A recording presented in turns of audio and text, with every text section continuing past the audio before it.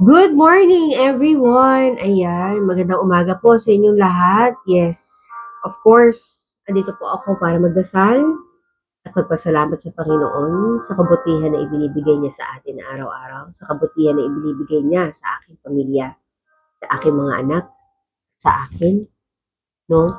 Ang mga mahal ko sa buhay na binibigyan niya ng blessings, tayo po ay magpapasalamat. Hindi ba natin nakikita o nalalaman ang lahat? Ipinagpapasalamat po natin yon sa ating Ama. Sana po ang lahat ay kilalanin siya, ang lahat ay tanggapin na ang ating tagapagligtas ay si Jesus at si Jesus lamang ang makakalapit sa Ama at makakapagsabi na lahat ng nating kahilingan ay siya lamang po ang ating daan patungo kay Ama. Ang Ama ay nakatingin sa atin. Si Jesus din, ang Espiritu Santo ay katabi natin. Sumasa atin, tayo po ay makinig. Tayo po ay magdasal at magpasalamat. Panginoon, maraming salamat po sa araw na ito. Ang pagbigay niyo po sa amin ng kalakasan at kagalingan po ay aming pinagpapasalamat. Ito po ay aming iingatan pagkat ito po ay inyong bigay. Ito po ay regalo para sa amin. Panginoon, ang lahat po ng tao ngayon, ano man po ang kanilang pinagdadaanan, hawakan niyo po, Ama. Ang mga taong humihingi ng dasal, kalakasan po para sa kanilang pamilya, naway inyo pong ibigay. Panginoon, kayo lamang po ang nakakaalam ng lahat. Naway tulungan niyo po kaming mga anak mo na makayanan po ang mga pagsubok namin sa buhay. Panginoon, sa isang banda binibigyan niyo kami ng kalakasan po. Meron man kami suliranin sa buhay, sa bawat isa sa amin, meron kaming kasanggap, kundi ikaw po. Ama, pinagdadasal ko po ang mga taong may kakulangan na ibinigyan ng diferensya. Katulad po ng aking anak, ang mga taong nagkaroon ng anak, ngunit sila po ay may kapansanan. Panginoon, tinataas ko po ang mga taong ito na inyo pong pagalingin para po magawa nila ang responsibilidad nila bilang ina at bilang ama. Gayunman, palakasin niyo po ang taong humahawak sa kanya at nagmamahal sa kanya para magawa niya po maging magulang sa kanilang mga anak. Ama, marami kang itinuro sa akin.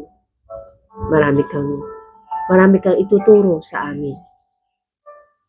Sa bawat problema po, sa bawat problema natin, may mga taong mas grabe ang problema po.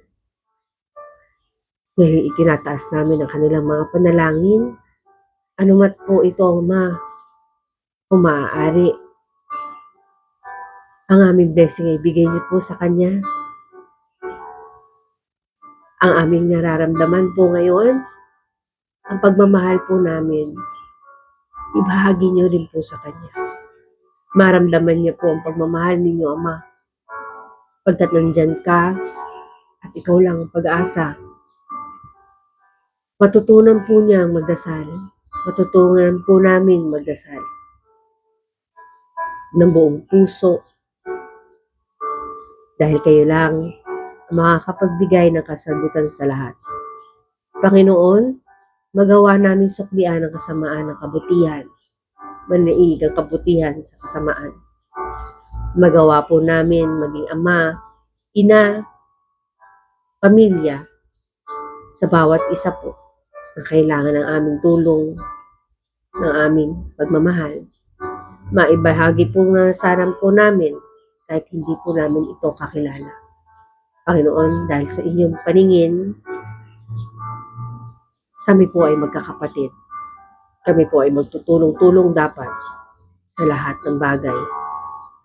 Tanggalin niyo po ang pangit sa aming ugali, kung anong inyong puso, kung anong inyong isip, naway maging mangyari.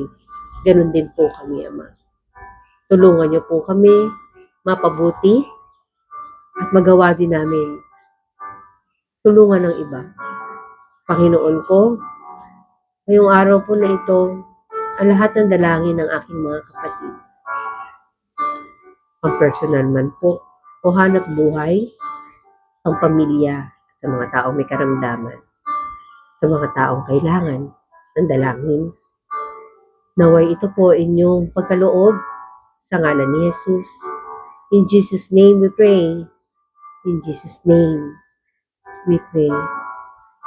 Amen. Lord, hawakan niyo po kaming lahat, kami ng mga kapatid ko po, ngayong araw na ito. I-bless niyo po kami para maging blessing kami sa iba. Good morning, everyone. Ayan. May God bless you all. At ngayon po, magtuloy-tuloy lang po tayo. Diretso lang po natin ang mga dapat natin gawin. Again, ang lahat po ng bagay na gusto niyo pong gawin ay ihingi niyo po muna sa Kanya. Idasal niyo po muna sa Kanya.